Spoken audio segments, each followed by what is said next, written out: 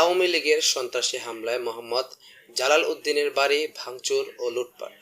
ভোলা সদর উপজেলার আলীনগর ইউনিয়নের ৬ নং ওয়ার্ডে ন্যাক্কারজনক হামলার ঘটনা ঘটেছে।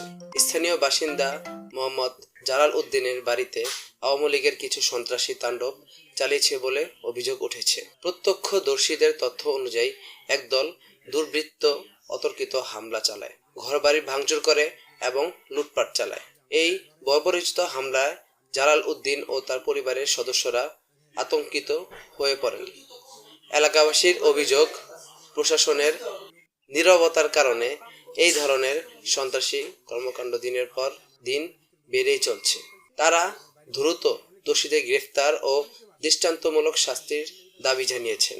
এখন পর্যন্ত প্রশাসনের পক্ষ থেকে কোনো কার্যকর ব্যবস্থা নেওয়া হয়নি বলে জানা গেছে। এ ঘটনার প্রতিটি আপডেট জানতে আমাদের সাথেই থাকুন।